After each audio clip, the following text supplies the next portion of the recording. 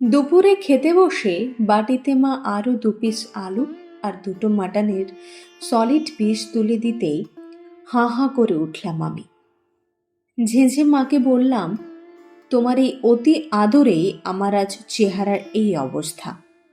কেন খাইয়েছ আমাকে এত এত? 18 বছর বয়সে আমার ওজন 78 কেজি। আমার সব বন্ধু বান্ধব আমাকে নিয়ে খিল্লি করে। তুমি বুঝবে না আমার কি যন্ত্রণা। খাবার আধ খাওয়া রেখে আমি দুমদাম করে উঠে গেলাম। দড়াম করে দরজা বন্ধ করে দিলাম। বিছানার ওপর উপুড় হয়ে আপুঝুটি কাঁদতে শুরু করলাম। এত কষ্ট হচ্ছে। এমনিতে কারোর কথায় কিছু যায় আসে না আমার, কিন্তু নির্ঝর, ও এটা করতে পারলো আমার সঙ্গে? গতকাল পার্কে বেড়াতে গিয়ে নির্ঝরের অপমানটা আমার গলায় কাঁটার মতো ব্যথা দিচ্ছে বারবার। যদিও আজকাল নির্ঝর আমাকে কথায় কথায় অপমান করে, ছোট করে আমার ফিগার নিয়ে। বলে ওর পাশে আমি নাকি বড্ড বেমানান। ওর বন্ধু বান্ধব আত্মীয় স্বজন সবাই নাকি আমাকে নিয়ে হাসাহাসি করে। ওর রীতিমতো লজ্জা হয় আমাকে নিয়ে রিকশায় উঠতে। কাল বিকেলে কলেজ ফেরত পার্কে গিয়ে বসেছিলাম দুজন। গল্প করতে করতে হঠাৎ দেখি সামনে একটা কাপল আসছে। মেয়েটার পরনের সুন্দর মিষ্টি লাল রঙের লং ফ্রকটা দেখে আমার খুব পছন্দ হলো। সামনে দিদির বিয়ে, ওই রকম একটা ফ্রক যদি কিনি। নির্ঝরকে বলতেই ও হেসে গড়িয়ে পড়ল। তারপর অনেক কষ্টে হাসি চেপে বলল, please give me a break Mou. তোর ওই মিনি হাতি চেহারায় ওই ফ্রকটা আঁটবে? মেয়েটার কোমরের সাইজটা দেখেছিস? আর তোর বুক পেট কোমর বলে আলাদা কিছু আছে নাকি? আমি অবাক হয়ে ওর দিকে তাকালাম। বললাম, তবে স্কুলে যে তুই আমাকে পছন্দ করেছিলি, বলেছিলি তোর নাকি রোগা পাটকাঠি চেহারা নয়, বেশ গবলু গবলু গোলুমুলু চেহারা পছন্দ। আমার টোপাকুলের মতো গালগুলো টিপে দিয়ে তোর নাকি ভীষণ আহ্লাদ হতো তখন। নির্ঝর বিরক্ত হয়ে বলল, তখন কে জানতো তোর 65 কেজির ওজন 2 বছরে 80-র দোরগোড়ায় পৌঁছবে? আর তখন আমি কি জানতাম যে কলেজে এমন সুন্দর সুন্দর মেয়ে আছে? এখন আমি কত জুনিয়রের হার্টথ্রব, সে খবর রাখিস? বিরক্ত লাগে আমার তোকে সঙ্গে নিয়ে ঘুরতে। আমার অস্বস্তি হয়, লোকজন আমাকে আকাট বোকারাম ভাবে। কিন্তু নির্ঝর, ফিগারটাই কি সব? আমি তোকে মন থেকে ভালোবাসি যে। দেখ মৌ, একটা কথা আছে, পহলে দর্শনধারী ফির গুণ বিচারী। আর আমার মনে হয় না আমার বাড়িতে গ্ল্যাডলি তোকে মেনে নেবে বলে। আমার মা বৌদিদের দেখেছিস, সবাই কতটা ওয়েল মেইনটেন্ড। কবে থেকেই বলেছি জিম জয়েন কর, ডায়েট কন্ট্রোল কর, কিন্তু তুই আর ডায়েট, কাকে কি বলছি। আমি তো ডায়েট মেনটেন করছি নির্ঝর। এখন 1 কাপের বেশি ভাত খাই না, ওটস স্যালাড জুস খেয়ে দিন কাটাই। সারাদিন কলেজ টিউশন করে আমার ভীষণ খিদে পায়, গা মোচড় দেয়, তবুও শুকনো রুটি চিবই। এর পরেও কোনো ফল হচ্ছে না। কি করব আমি বল? নির্ঝর উঠে পড়ে বলল, তোর ওই জলহস্তির ওয়েটের কাছে ডায়েটও ফেল মেরে যাবে। ডিসগাস্টিং বলেই হন হন করে চলে গেল।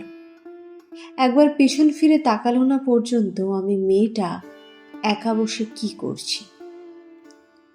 এবার বন্ধ দরজায় ধাক্কা পড়ল। আমি চোখ মুছে উঠে বসলাম। দরজা খুলে দেখলাম মা বাবা দুজনেই দাঁড়িয়ে আছে। মায়ের হাতে প্লেটে কাটা মুসুম্বি লেবু। প্লেটটা আমার হাতে ধরিয়ে দিয়ে আমাকে মা এনে দাঁড় করালো আয়নার সামনে।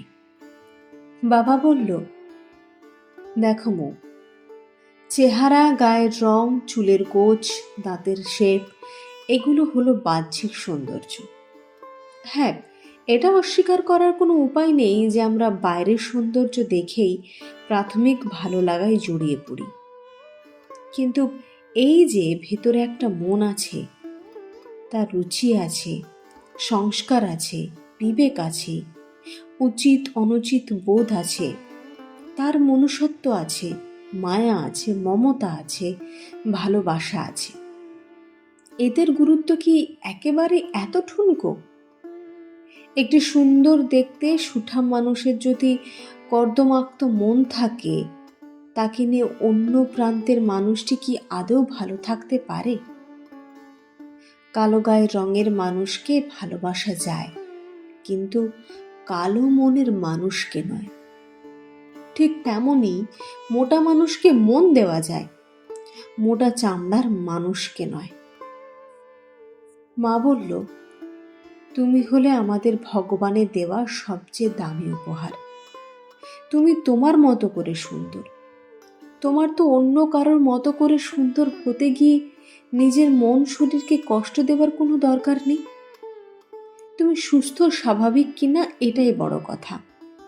যে তোমাকে বাইরের চেহারা দেখে ভালোবাসে, সে তোমাকে নিয়ে বিরক্ত লজ্জিত।